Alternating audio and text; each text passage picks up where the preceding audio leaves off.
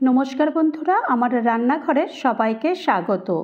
আজ বানিয়েছি পেঁয়াজ রসুন টমেটো দিয়ে মুসুর ডালের রেসিপি। ডাল বাঙালির খুবই প্রিয়। ডাল না হলে খাওয়াটা একদমই পরিপূর্ণ হয় না, আর ভাতের সাথে আমাদের ডাল লাগেই। আজ মুসুর ডাল দিয়ে একটু অন্য রকমের ডাল রান্না করেছি। তো চলো দেরি করব না, রান্নাটা শুরু করে ফেলি। প্রথমেই আমি এখানে হাফ কাপ মুসুরির ডাল নিয়েছি। ডালটা আমার একটু মোটা দানার ডাল, আর তোমরা চাইলে এখানে সরু যে ডালটা পাওয়া যায় সেই ডালটাও নিতে পারো। ডালটা আমি প্রথমে 2 থেকে 3 বার ভালো করে কচলিয়ে ডালটা ধুয়ে নেবো, কারণ ডালের মধ্যে অনেক সময় নোংরা থাকে। ধুয়ে নেওয়ার পর তারপর এটাকে 5 মিনিট মতো রেখে দিয়েছিলাম। 5 মিনিট পর ডালটা দেখো একটুখানি বেশ ফুলে উঠেছে। তো চলো ডালটা এবার রান্না করতে শুরু করে দিই। তো গ্যাসে কড়াই বসিয়ে দিয়েছি। কড়াই বসিয়ে দেওয়ার পরে তারপরে পুরো ডালটাই দিয়ে দিয়েছি। ডালটা দিয়ে দেওয়ার পরে তারপরে এখানে পরিমাণ মতো জল দেব। জলটা একটু বেশি দেবো, কারণ এখানে ডালটা সেদ্ধ করতে হবে, তাই জলটা একটু বেশি দিতে হবে।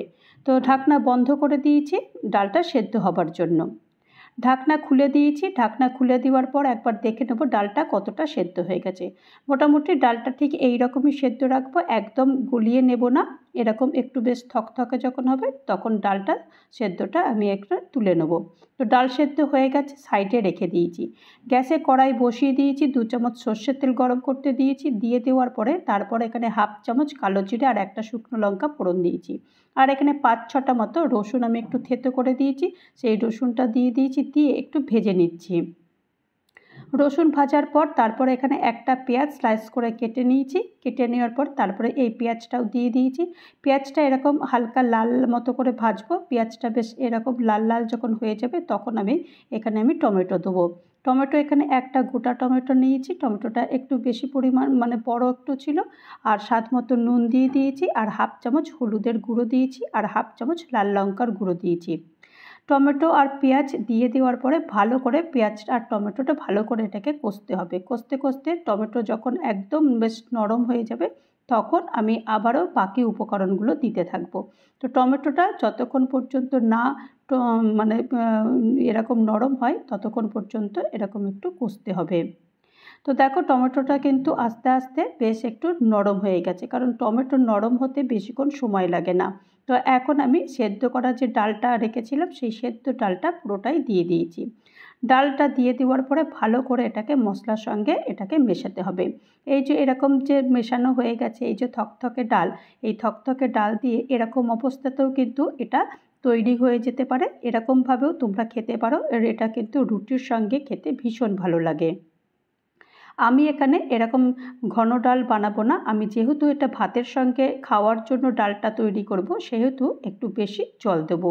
তো জলটা একটু পরিমাণ মতো দিয়ে দিয়েছি। আমি তো আমার পরিমাণ মতো দিয়ে দিয়েছি, তোমরা তোমাদের পরিমাণ মতো জলটা দিয়ে দিও। জল দিয়ে দেওয়ার পর তারপরে 2টো কাঁচা লঙ্কা চিড়ে দিয়েছি, আর সামান্য পরিমাণ মানে হাফ চামচ মতো এখানে চিনি দিয়েছি। চিনিটা তোমরা যদি ভাবো যে দেবো না তাহলে নাও দিতে পারো। তো আমি একটু সামান্য চিনি দিয়েছি, স্বাদের ব্যালেন্সটা বজায় থাকবে।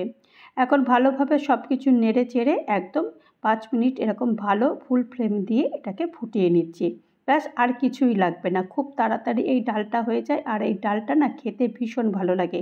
গরম গরম ভাতের সঙ্গে এই ডাল ভীষণ ভালো লাগে।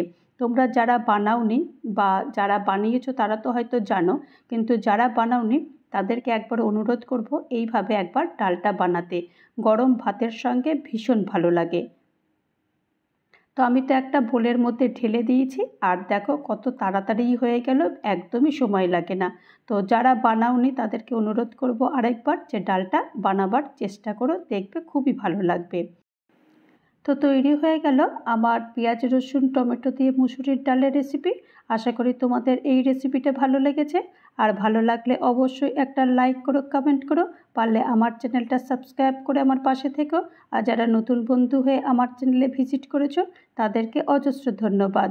আর যারা এখনও পর্যন্ত আমার চ্যানেলটা সাবস্ক্রাইব করোনি তাদেরকে অনুরোধ করব চ্যানেলটা সাবস্ক্রাইব করতে। ভালো থেকো, সুস্থ থেকো, আর আমার চ্যানেলের সাথে থেকো। নমস্কার।